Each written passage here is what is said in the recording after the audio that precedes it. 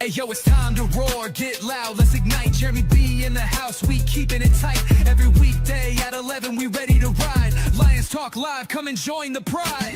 Waking up early, it's that morning grind. Tune in to the show, leave the troubles behind. Jeremy B's the king, with the voice like thunder. Every word he spits, it's a lyrical wonder. Got the lions around, sharp and fierce. When we hear one pride, you can't help but feel your heart pierce. Talking all the topics, keep it real, keep it raw. With a lion's mentality, we're ready for the roar.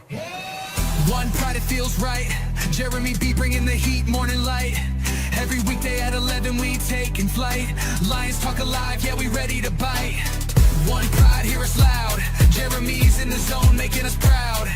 This is a Huddle Sports Network broadcast. You can find us on Roku TV, Amazon Fire TV, Facebook, and of course YouTube. Get all your NFL news here first. Good evening, it is the Lions Fan Cave Chat. I'm joined by another Lions fan. It's Dom. And we had some horrible news as Tigers fans because they took Scooble out of the game due to injury. For Tigers fans, I mean.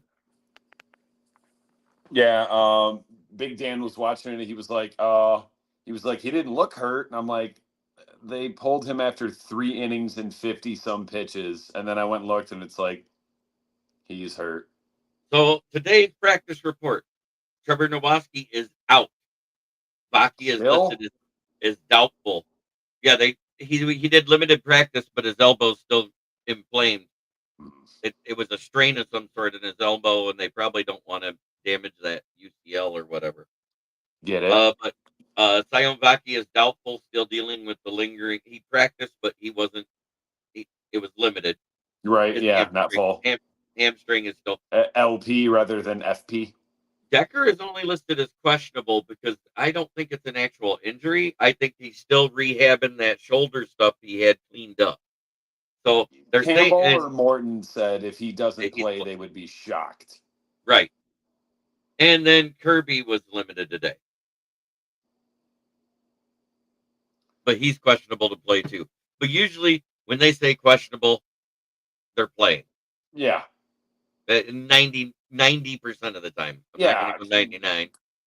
Yeah, because they'll put them as like questionable because normally they practice 5 days during the week, right?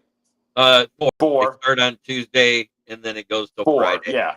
So if they practice twice out of the 4, they're probably probable. And Kirby practiced 3 times out of the 4. He's gonna play. And Taylor Decker, they held him out all week, and it said more rest than anything. It's fine. He's a vet. And if he misses, Skipper's back on the active roster, but he hasn't practiced all week. We need Decker. I know. That's me saying this. Well, and I think they'd rather put Manu there than Skipper because Skipper's been dealing with some health stuff. Right. And Manu did not look horrible this preseason. But with me, and I'm going to ask you this.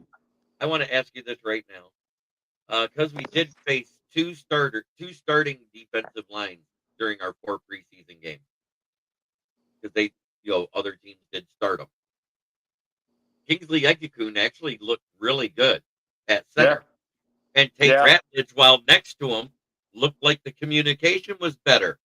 Mm-hmm. Would you sit Glasgow this game and let Kingsley Egekun take the first team snaps? No, not this week. I would have, just because it's back-to-back rivals. With it being back-to-back rivalry games and what that means in the North.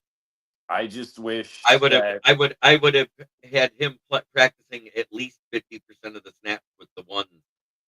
I wish that Ratledge could have, been on the fast track to success for center those first 4 or 5 days of training camp.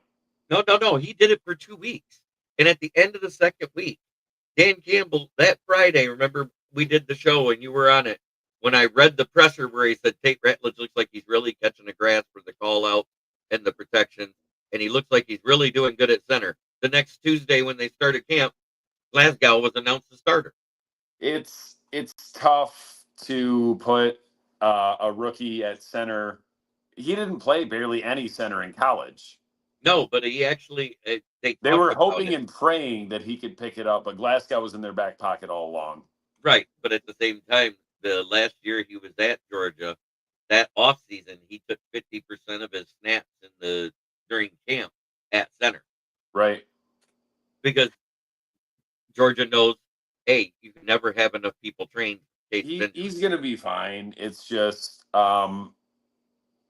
he didn't play it in game. That was the big thing.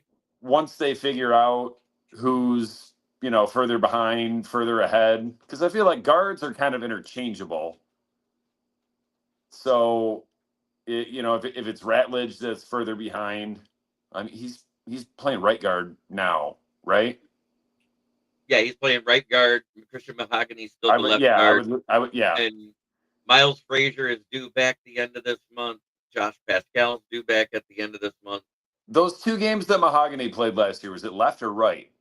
It was at left, because that was when Pascal was at left. Those were the 2 games that Ragnow was out. But he didn't allow a sack in those 2 games.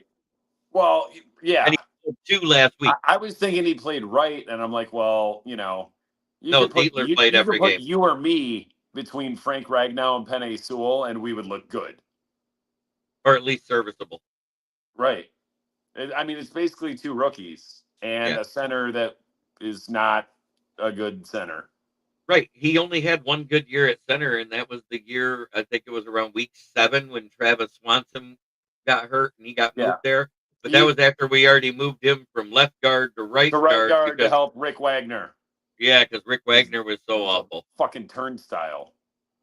Yeah, he's that like was that. Also Decker looked a lot better when Glasgow was playing next to him. He's still good. Right. Like I don't mind Decker. I don't mind him at guard. I mean Glasgow. I don't mind Glasgow at guard. I don't like him at center. Same. Because he was awful in Denver at center. Well, the reason we had to let Glasgow go was because we re-signed Decker, and I'm like, I mean, neither one of them were great. But tackles cost more than guards. Decker, even though he's had some injury concerns, has had more consistency. He's been solid his whole career, and sometimes good, and flashes of great. Right, I would say he had a couple of years where he was a Pro Bowler, and then he was like on the outside looking. I thought it was. Well, I think 1 year is an alternate. He's still one of the. He was a reach, whatever pick he was, 16, 18, because everyone above him has been a multiple Pro Bowler or an All Pro. Right. I said that when we drafted him. That's why I always say, what's my number 1 draft strategy? Don't get caught reaching at the end of a position run. Right. That was Decker. And I'll tell you what, Ragnow was the best pick that Quinn ever did. Oh, by far. Where did he go to college? Arkansas. That's where Swanson went too, right? Swanson was pretty good, but he got hurt and retired when he was pretty young. Yeah, he got hurt in his 3rd year, I believe it was. Second or 3rd year. Because we had. I was talking to somebody the other day about his rookie year. Wasn't his rookie year behind Dominic Raiola? The last year of Raiola, I think. Probably, yeah. Kind of like Riley Rife. His rookie year, Backus stayed and ruined him. And then he went to the Raiders and got worse. Who? Or was that? Remember that? Riley Reif, he went to the Raiders and got worse. The Raiders? After his went rookie to Minnesota contract. at some point. He wasn't. But he went to the Raiders we went to the Raiders for a year and was bad, and they let him go as a free agent, and Minnesota picked him up, and he was serviceable. Right. I mean, I'm pretty sure because Reif was Iowa, wasn't he? Yep. He was like the number 1, number 2, maybe number 3 run blocker in the whole country. Number 2, because the one that was in front of him was also from Iowa, Robert Gallery. Guess what? A, anyone can run block. B, literally anyone can run block at Iowa because they don't know how to throw the ball. They never fucking have for my whole life. Oh, but look at this. We got the guy from Canada. It's King SJ. Evening, gentlemen. Yes, it is evening, and if you knew us better, you would not be calling us gentlemen. I'm a lot of things, a gentleman. Actually, I'm a gentleman.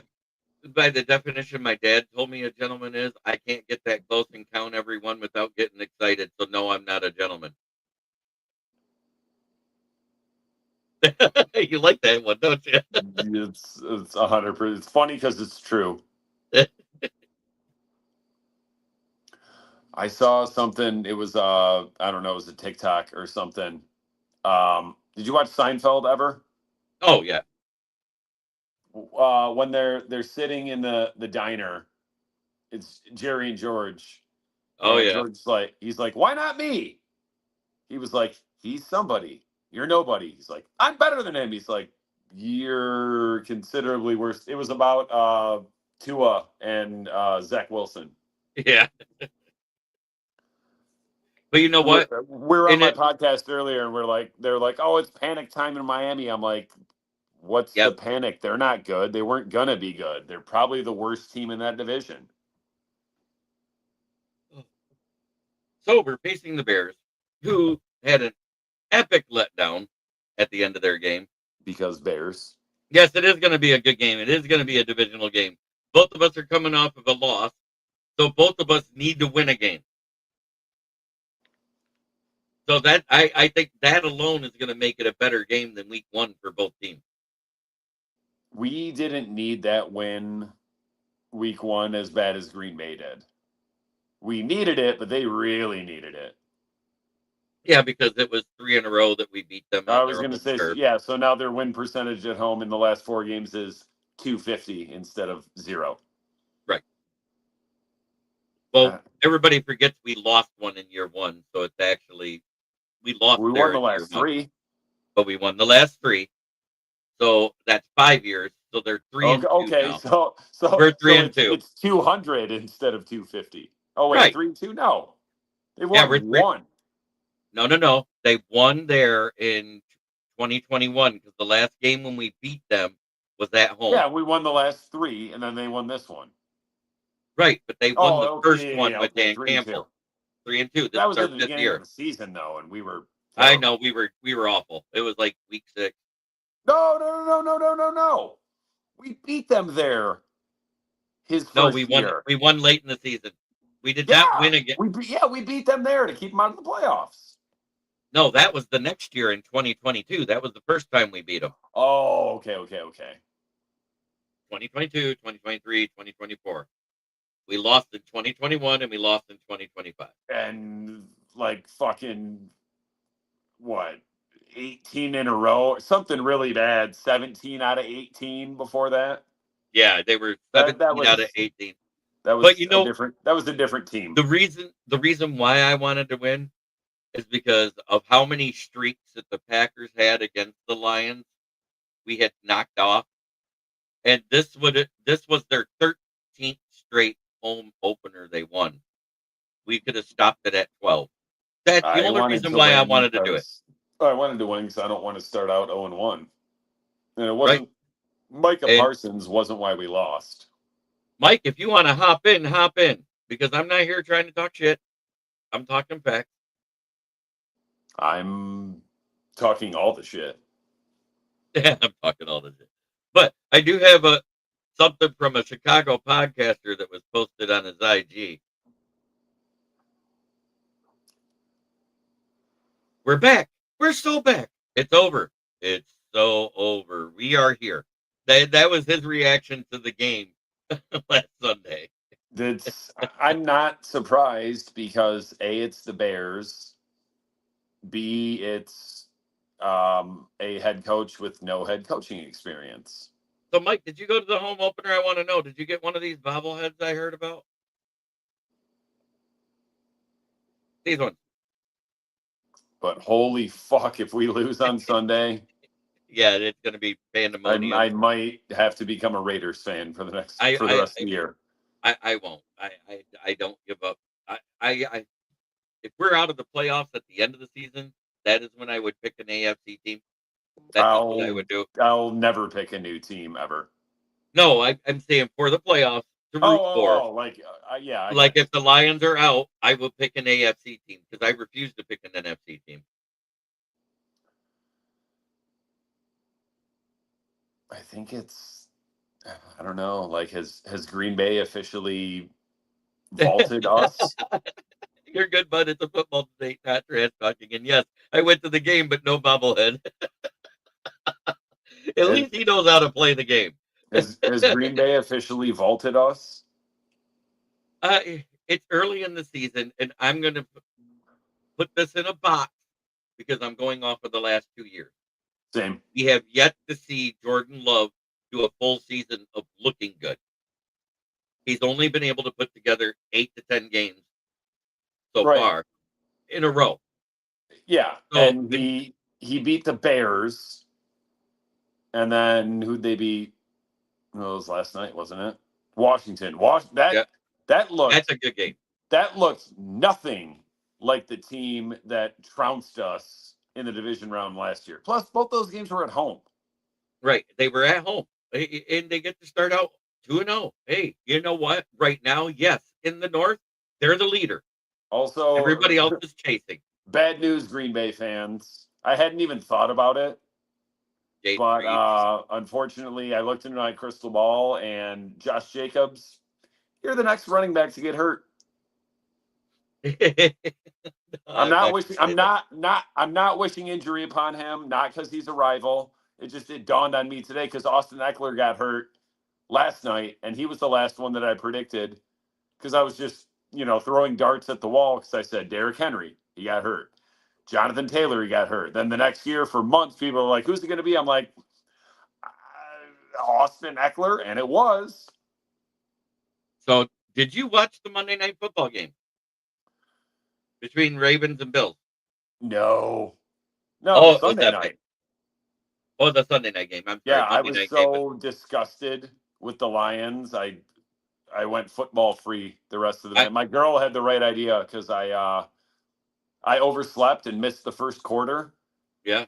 Then I scurried out here. I mean, I'm looking at my phone on the way, and I'm like, oh, this doesn't look good. And then I watched, part of the rest of the first half. Went to wake my girl up. She's like, I don't want to watch the Lions. She had the right idea. Right. But well, that Ravens game, Ravens-Bills. That was lit. It was lit. And then, and as much as I hate to say it, through the first 3 quarters, it looked like Chicago was going to run away from Minnesota. And then the typical J.J. McCarty fourth quarter happened just like at Michigan. Well, it did. It was just like the national championship. That 2 years ago, they never had a fourth quarter comeback, did they? No, I am not going football free at 3 p.m. Sunday. Nice try. I'm not either. I'm not giving up at halftime. It's the fucking Bears. We can be down by 30 and still come back and win. Stranger things have happened. That's the thing that's kept me with the TV on paying attention. Even in the 0-16 season, we lost 12 of those games by one possession. 11 of them. Yeah. One of them we lost because of Dan Orlovsky.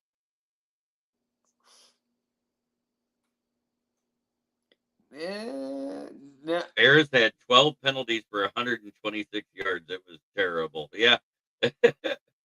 So 126 yards plus his 143-yard performance. Wow. I mean, the Bears are still the Bears. Yeah. But that's to be expected with a young team. When you're dealing with a young team. And let's face it, every team in the North but the Vikings is young, really.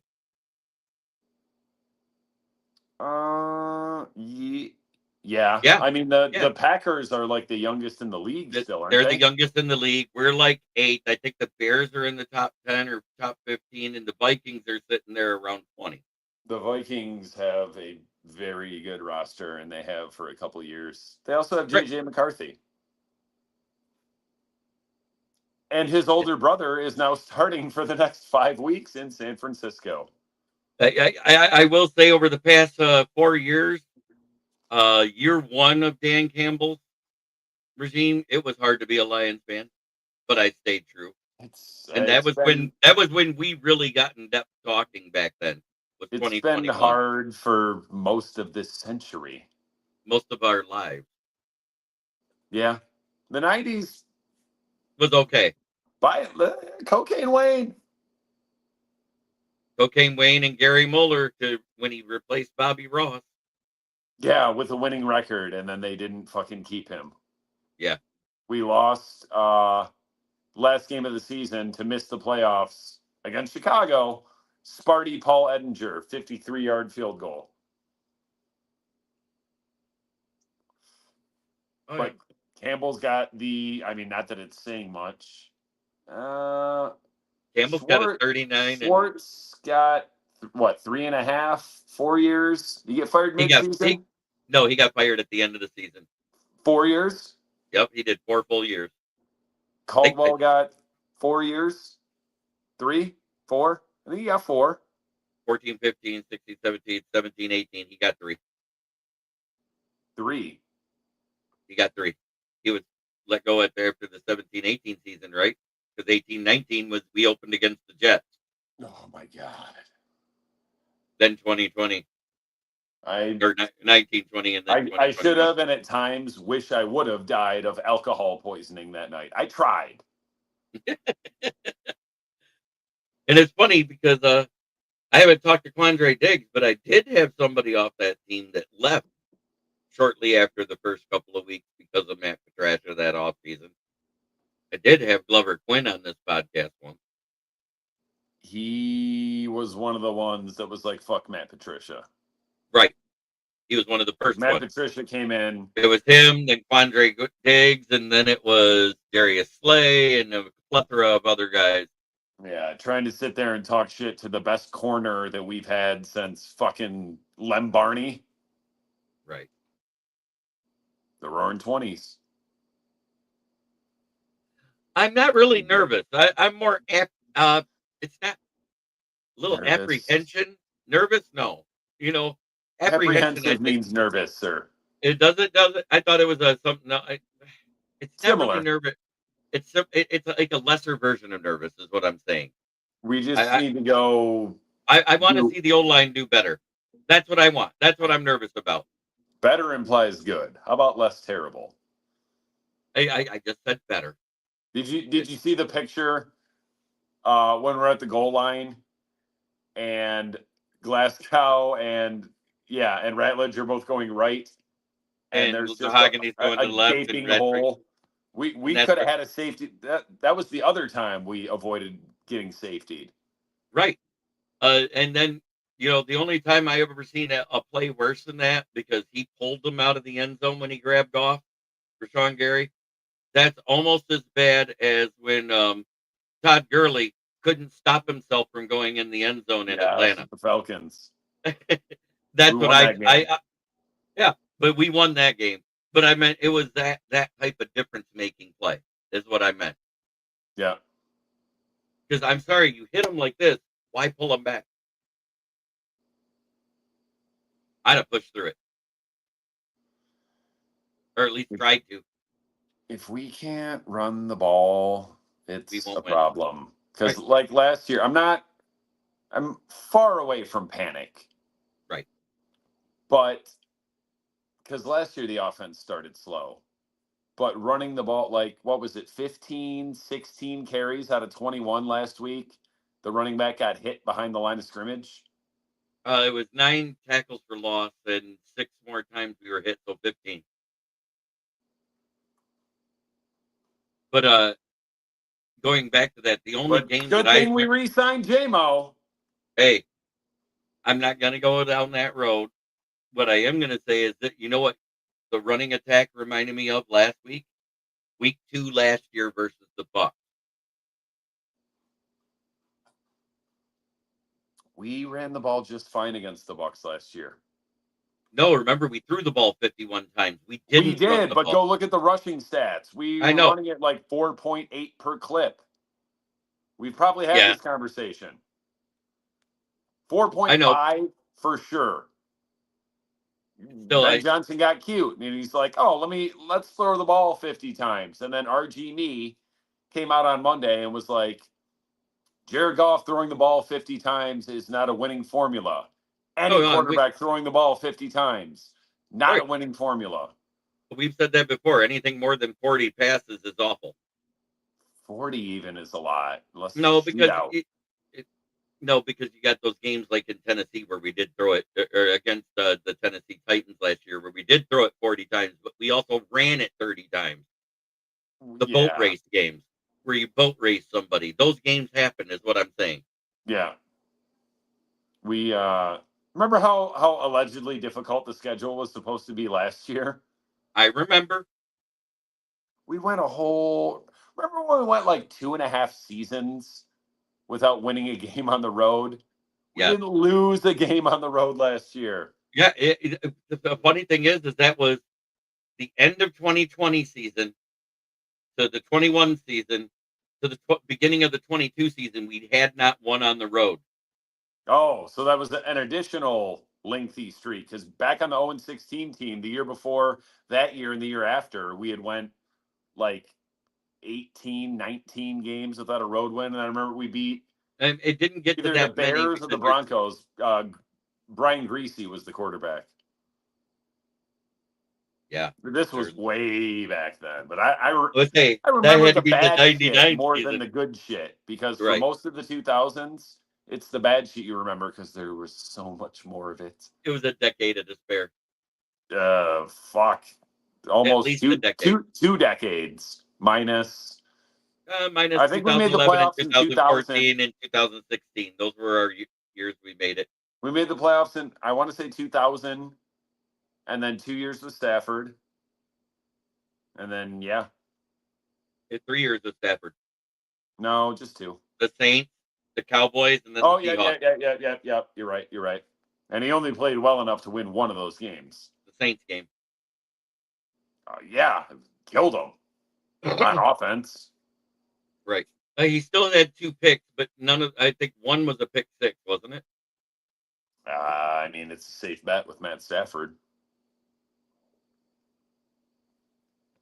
But he had 3 passing touchdowns and a rushing touchdown in the game. Yeah, and didn't Calvin have like 250 yards receiving? Yeah. 220? I look at Decker is, I think he's just still dealing with that same shoulder clean out stuff, and it's rehabbing. Kirby had a knee issue, but he was limited in practice. Decker's going to play all week, but they both Morton and Campbell said they'd be surprised if he didn't play. So I think Decker will play. And I think Kirby's playing because he's been at practice the last few days. I heard a little clip. I don't know if it was from today or yesterday, maybe earlier in the week, but like John Morton already sounded like he's starting to get shitty about things. Maybe it's just his tone of voice or his inflection. It's his inflection. His face is unreadable. Even, you know what I'm saying? He doesn't even in the ones that I watched all off season, he doesn't really get too hyped up about anything. Same one. Yeah, I just didn't take it off yet. But my only concern is the O-line right now, because if we can't run the ball, versus anybody, we're doomed. Pass rush. I just heard today Muhammad only played like 7 snaps. Yeah. Why? Because they almost cut him. The only reason he's still on the team is Hassanin isn't here. Yeah. He was that bad this offseason. Didn't Muhammad have like the 3rd most sacks on the team? Not that that's last year. Much. Last year, but you're talking about a team without Hutchinson since week 7. Hutch still led the team in sacks by a couple, and he only played 4.5 games. Well, actually 5.5. Because we played. Oh no, yeah. Got hurt in the 5th game. Yeah, that's right. 4.5 games, had 7.5 sacks because he got 3.5 in the one game. Yeah, against Tampa that we lost. Yeah, a game that if you looked at it statistics wise, we shouldn't have lost, but we did. That's because Lions. It was just a weird game. It was just Jared. I don't want to see Jared Goff throwing the ball 50 times ever.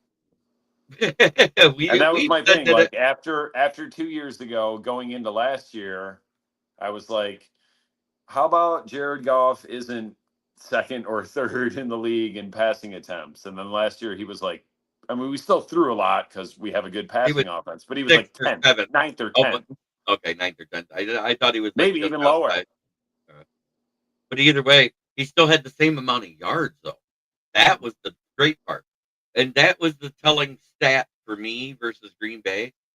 Average air yards per pass was 5.8 yards. We haven't had that since the 2021 season.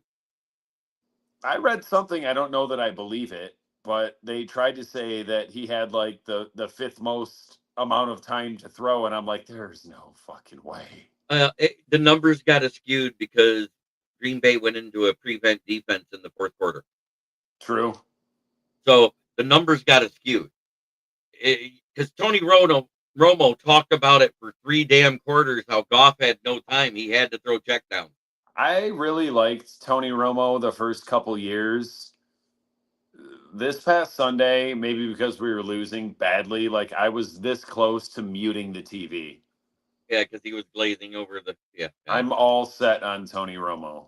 Also, and I heard it and I knew because it was like plus 900 or something, Isaac Tesla for an anytime touchdown. And he played like 3 snaps because he was sick all week. 3 snaps, had 2 targets, 1 catch. Yeah, that might be the best NFL debut catch ever. And just watching that catch over and over in the clip, I'm going to say it again. That was an OBJ-esque. Yeah, that's what right when he caught it, I was like, holy fuck, it's white OBJ. He's 5 inches taller, almost as fast, and didn't cost us a first round pick. Amen. But let's go ahead and re-sign JMO. I told you 4 weeks ago they were working on JMO's contract. I know that they were, but you didn't think it was going to happen. I know it was going to happen. I told you it was going to happen. You know why they did it? You want to know why they did it then? To save money. Right, it saves money because if you look at the wide receiver 2 money, if you'd have waited a year, and let's say he has a 1,200 yard year, let's say he has it because we had bad games and he still comes out. Yeah, it'll be good at the end. Plus, like signing him early, like we're paying him nothing for this year, next year. Right, we're still on his rookie contract. Next year, he's still getting the 5th year option money. I'm not closing the door on still trading him. You can't. They won't trade him. I'm telling you that he won't be traded because of the dead cap hit in the future. Speaking it into existence. First Super Bowl MVP to ever be traded in the following offseason. Fuck the dead cap. Get the money off the books. Just like I would if McNeil was healthy, I would have traded him and 2 firsts for Micah Parsons. Yeah, I think I would have. Well, if he didn't say stuff like, I hate Detroit, I'd never play in Detroit, talk shit to St. Brown on his podcast when he was trying to lobby for Jalen Ramsey to come here when he was on the trade block. And he goes, nobody will come to Detroit, and laughed about it. Oh, Parsons? Yeah. He's a dick bag. But yeah, I'm quite sure that because Amon Ra's always been like a leader on this team, correct? Right, for sure. Since his 3rd year at least. And I'm quite sure they said, hey, we're thinking about trading for Parsons. He's like, fuck that guy. It's just, it wasn't realistic as far as like the cap. No, not when you got to sign Hutchinson sometimes this season or the off season. Although, like that's, I bet you Hutchinson takes less. Yeah, I think he will. I think it's going to be right around 45. I've been saying that ever since all this stuff went down. He'll be less than Parsons, but right around Garrett and Watt money. Yeah. Less than Parsons, maybe an extra year, and a comparable amount of guaranteed money. And enough incentives that it actually isn't that average per year, too. Right. Because that was the thing with Hendrickson and Cincy. Like, they weren't that far apart on money or years. It was about guaranteed money. Right. So all they did was they gave him $15 million and gave him 13 of it guaranteed and a bunch of incentives. Yep. And I tried to explain that to somebody. Well, why didn't they extend them any further? I said they can't afford to. Yeah, because T. Higgins. That's Jamar Chase, and Joe Burrow. We signed J-Mo because we're not the Bengals. Yeah, I hated telling you that I was right, but I said exactly where his salary would fall.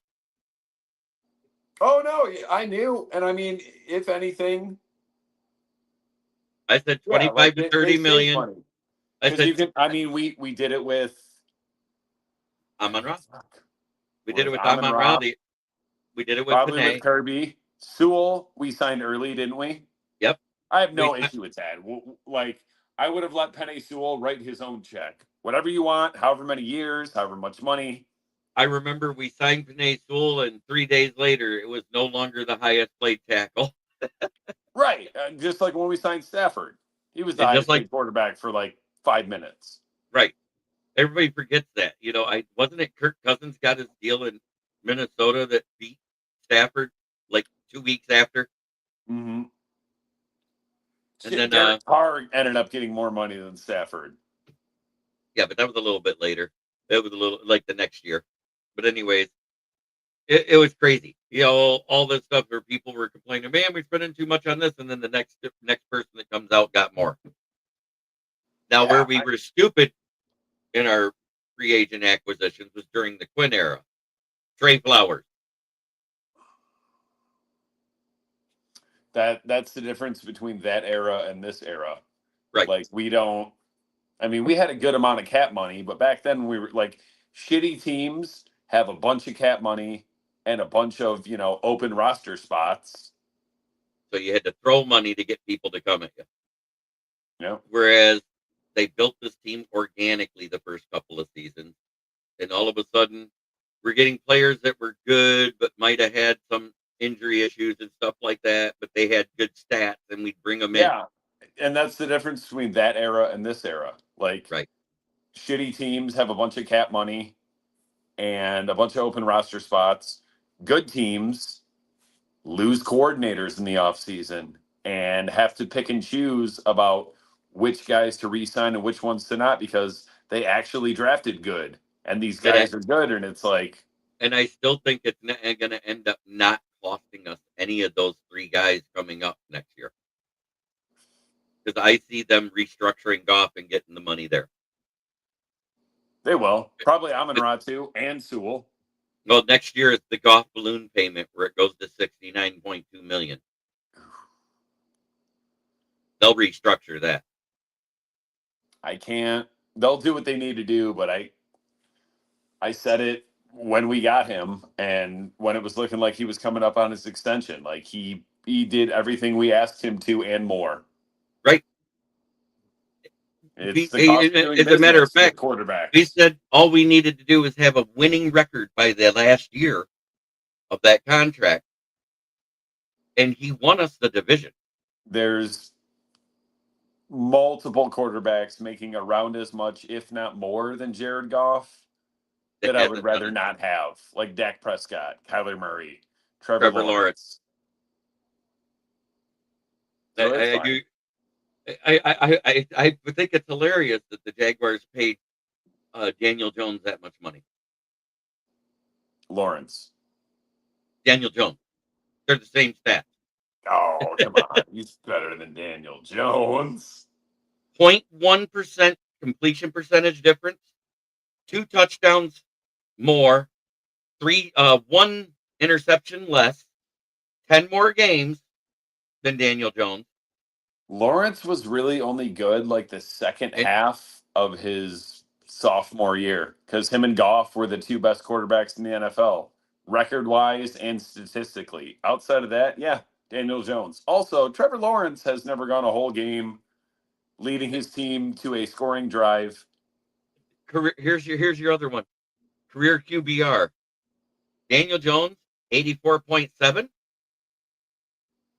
Trevor Lawrence, 85.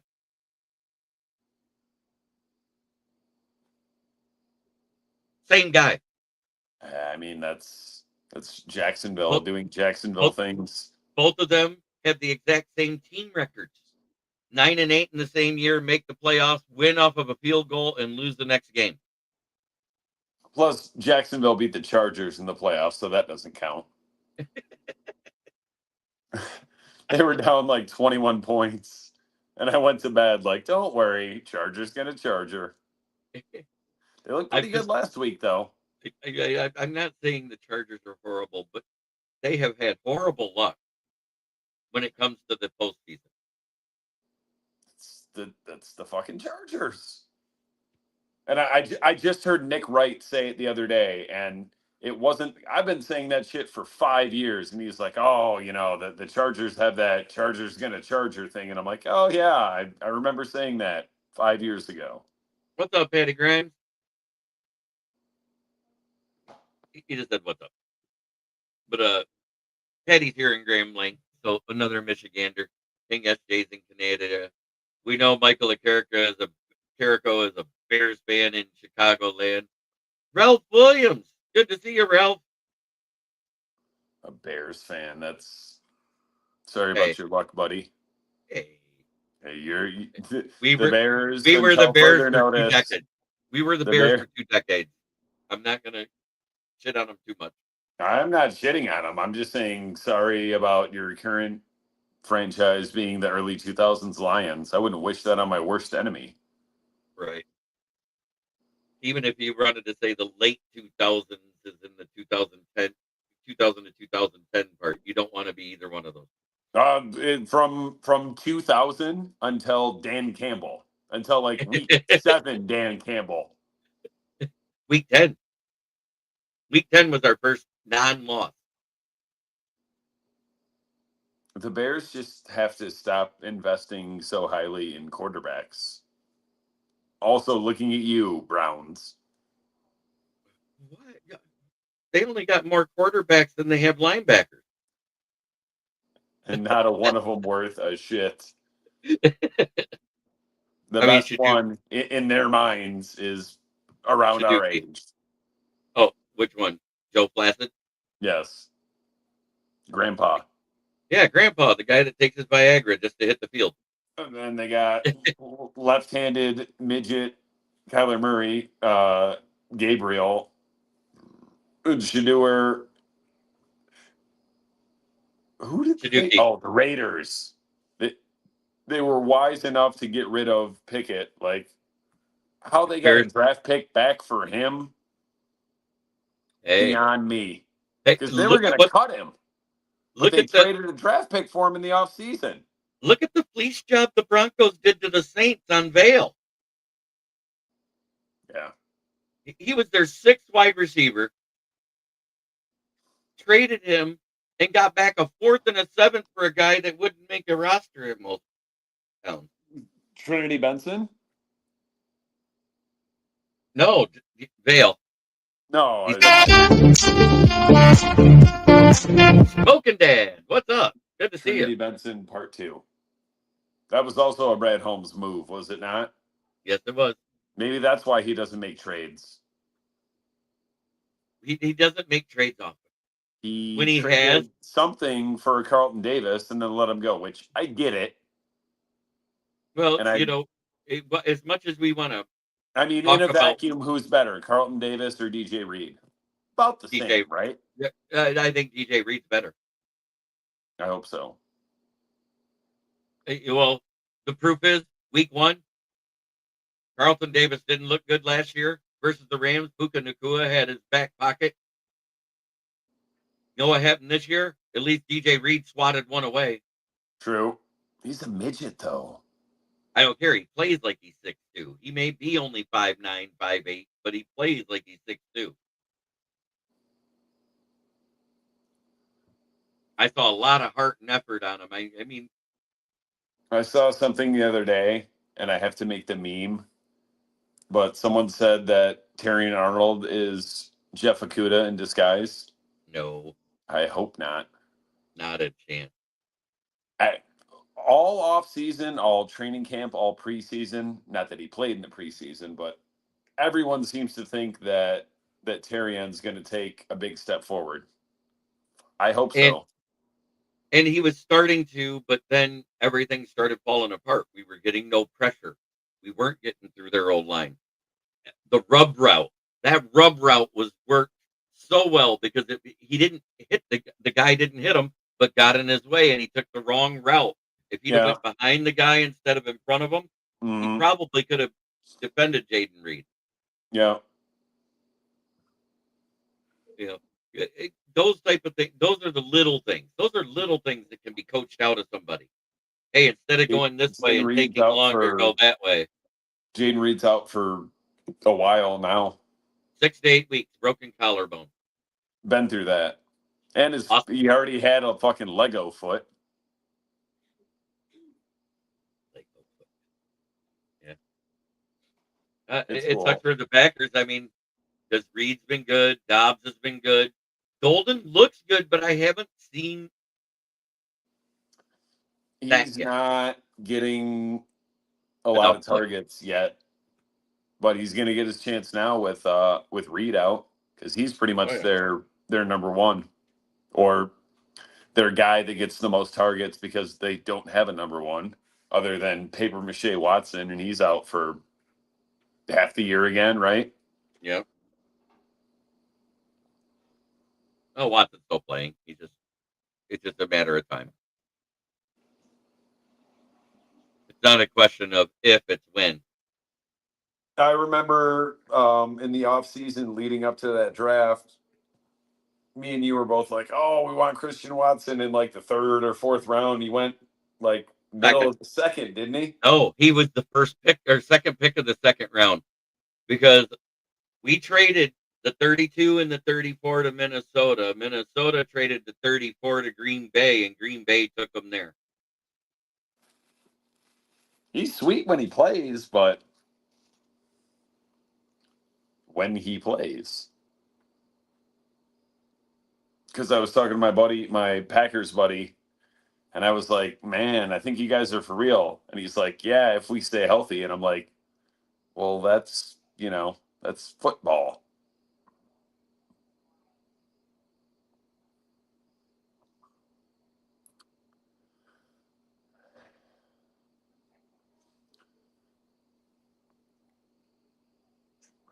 What's the line on the Chicago game?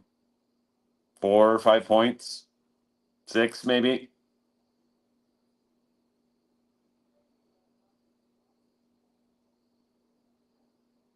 $6.5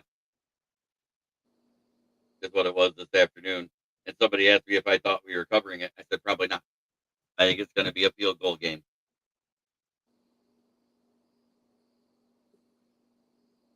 Yeah. Yeah. I'm thinking maybe like 4 or 5 points, but yeah, I don't think we're covering.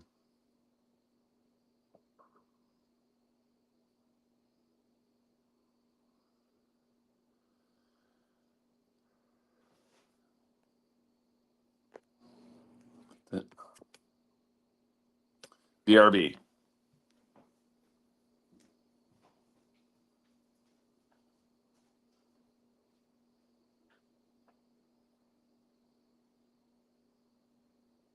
That didn't sound right. You're back here.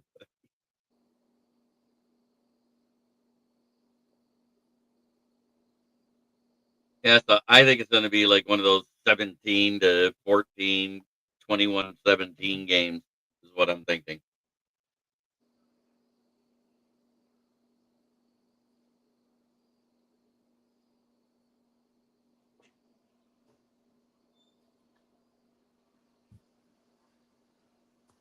Doesn't Chicago have a bunch of injuries already? They got Jalen Johnson back this week. I mean, I heard something like yesterday or maybe earlier today. Maybe Grady Jarrett wasn't even going to play. I think he's gonna, but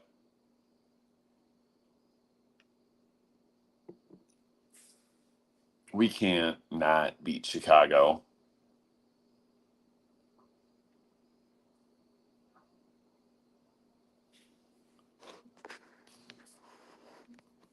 But if we don't,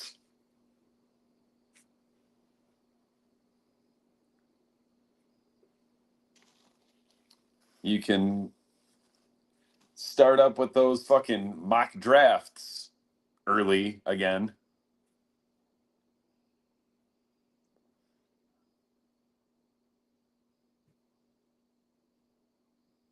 Yep.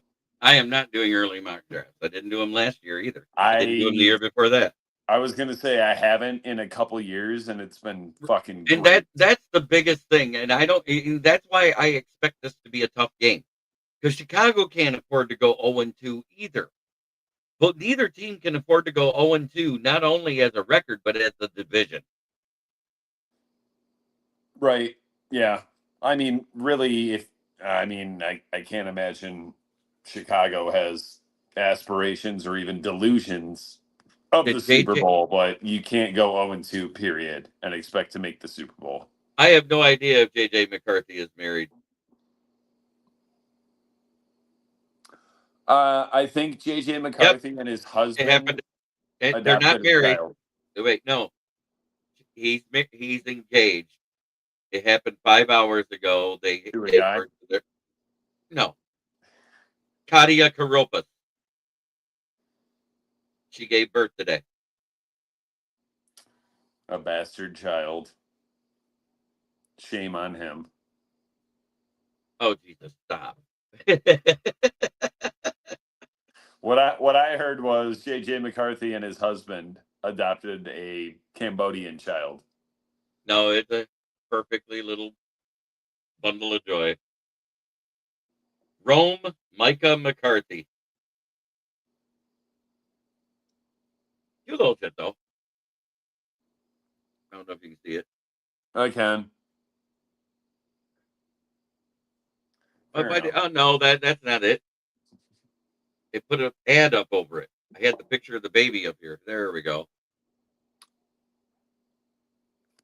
Yeah, he won't be a good quarterback either. Yes, so 5 hours ago, his fiance had a baby because they're not married yet.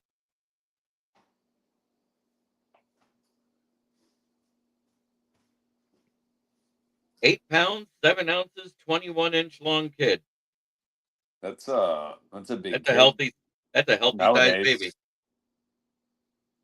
I was like almost 10 pounds. My buddy Nate was like 13. His poor mom gave birth to like a 6-month-old.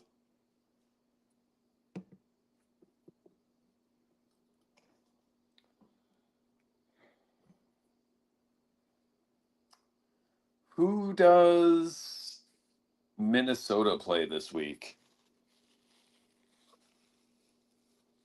Minnesota plays the Atlanta Falcons at home. So they're probably going 2-0 on Sunday Night Football. So they're probably going 2-0. Green Bay's already 2-0. Yeah, so we definitely need the win to try to keep pace. Yeah. Good job. Great game. Yes. Congratulations. Wait, what? Oh, that's Steve, the Packer fan. He commented.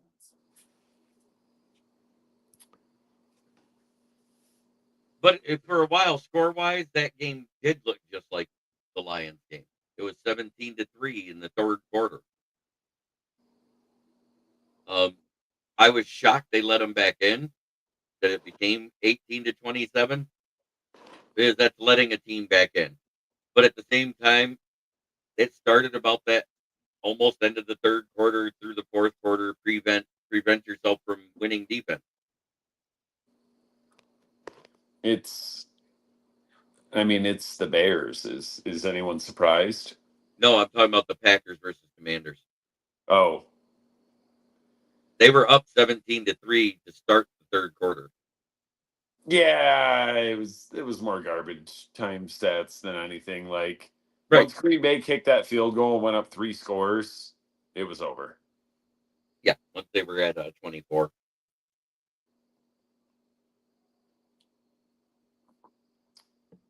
I don't know exactly what changed with that Washington team, but that's like I said, that's not the same team that trounced us in the divisional round last year. They lost their defensive tackle. They lost Josh Sweat. Montez Sweat's gone. Don't know if Parsons plays the whole season or not. He actually doesn't miss a lot of games. He misses a lot of quarters and a lot of halves. He does not get injured for an extended period of time. He's only missed a 2-week stint and a 4-week stint in his 4-year career. But he has missed a quarter here, a half there, that type of stuff. It's little dingy and nick injuries that he gets. It's not that he's hurt all the time. I wish He also would likes quit pushing that narrative. He also likes to disappear in December and January. Well, it starts right after Thanksgiving. Fucking Micah Houdini. Woo! He'll hit, but last year he actually did get 2 sacks in December, and it was against Washington. Yeah, I understand that. You do have a lot of talent. I heard that yesterday before the game. They're like 2.5 sacks against Washington that game last year. At the end of the season. What did he do yesterday? I know I saw earlier in the game he had half a sack. Did he get another one? Or another half a one? I'm going to look right now. That's the easy one for me to do.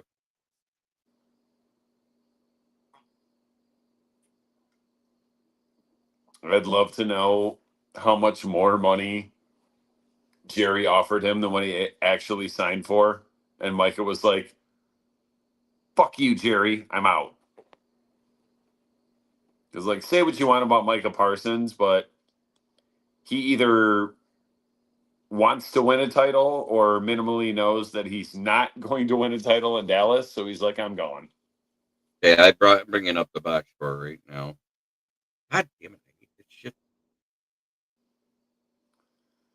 And Jerry bumbled that negotiation so badly.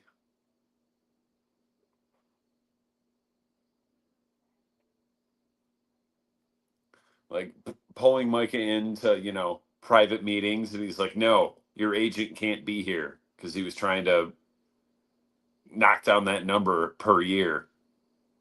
And Micah was like, no. Micah Parsons had 2 tackles and a half a sack. Okay. So just that one half. Yep. I think he split that with Carl Brooks. Yeah.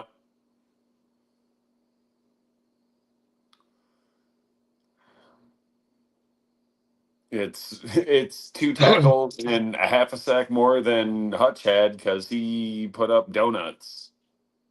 Yeah, I know. Hey, Jake Bates had more tackles than Aiden Hutchinson in the last game with 1.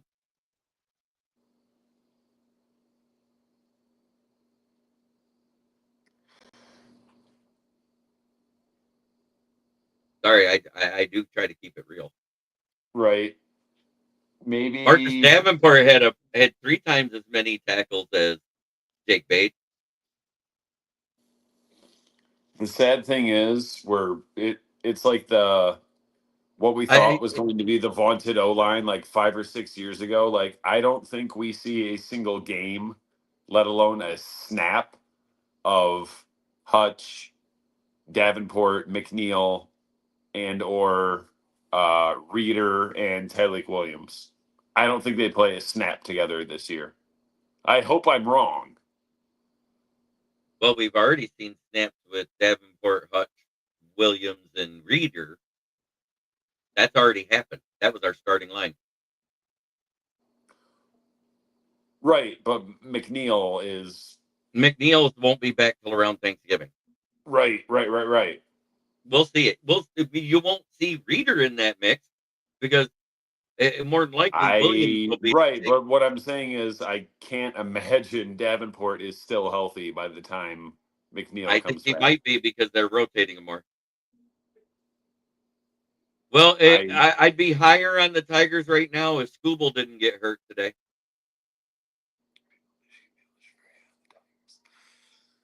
Yeah.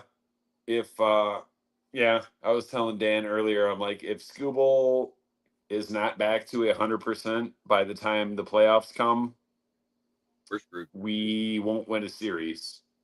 Nope. We'll lose in the first round or minimally the second round, but only because we got the number 1 seed and a bye. The bullpen was the problem. They kind of fixed that. Now it's the starting rotation, but Skubal's out. Done.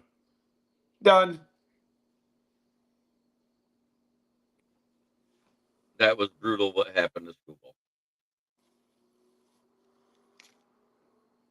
I didn't see what it was. I didn't see it either, but I just heard through the chat that he's hurt. It couldn't have been good. Right. Because he was only 50-50. But it's that time of the night where I'm going to call it a night, guys. Thanks for watching. Dom, thanks for being here. Shout out to your gauntlet. I know you are. I will save my anti-Semitic remarks. Yep, no, I don't do anti-Semitic. But Dom, go ahead. Either, shout but out. I want to when it comes to the Yankees. Oh, the Yankees? BJE. That's all I'll say. If you know, you know. Stands for Big Jew Engine. Try every day to be a better person than you were the day before. That's the only way to make the world a better place. It starts right here. Much love to everybody in the chat. One pride and go Lions.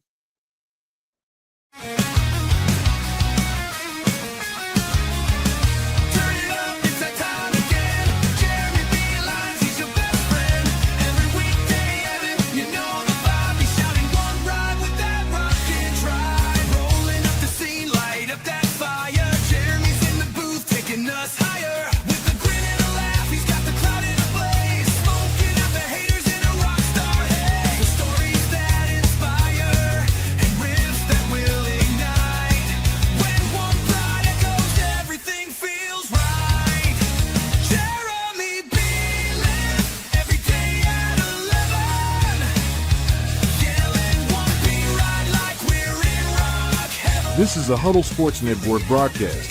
You can find us on Roku TV, Amazon Fire TV, Facebook, and of course YouTube.